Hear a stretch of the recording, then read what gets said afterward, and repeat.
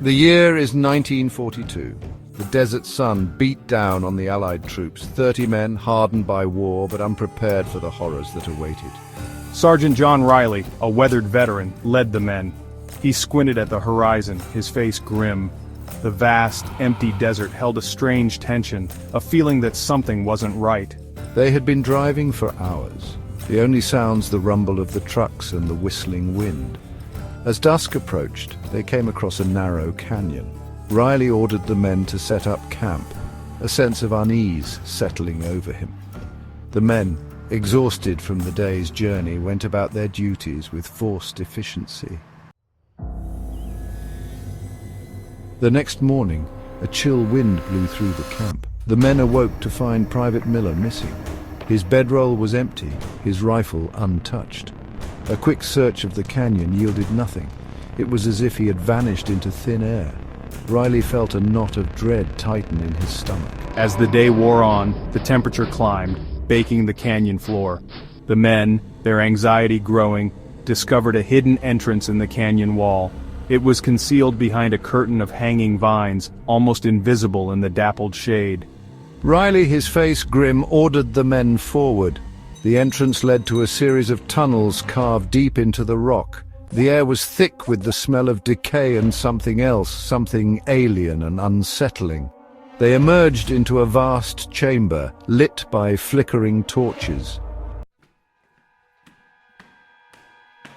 Each day, another soldier vanished. Each disappearance was followed by the same chilling pattern, a bone-chilling scream echoing through the tunnels, distant yet distinct, then silence. The remaining men grew increasingly agitated, their nerves frayed by fear and paranoia.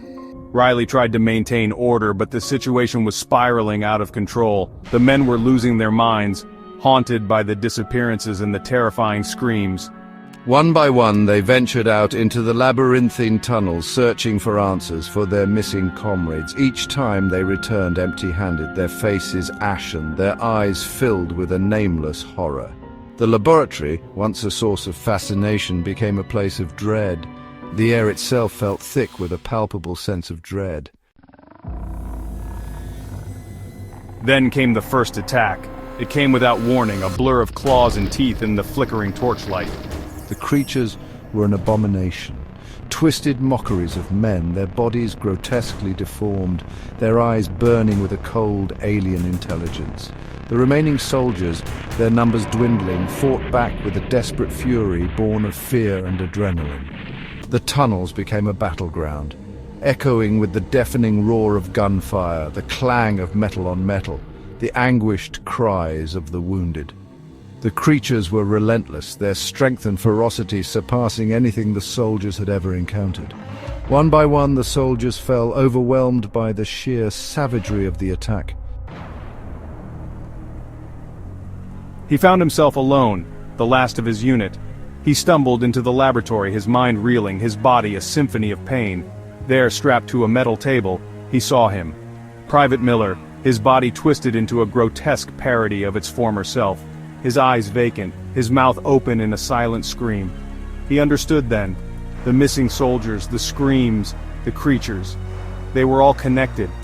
This lab, this unholy place, was where the transformation happened. He felt a sharp pain in his neck, a searing agony that spread through his body like wildfire. As he slipped into darkness, he saw them. The creatures, his comrades, their eyes cold and empty, staring down at him.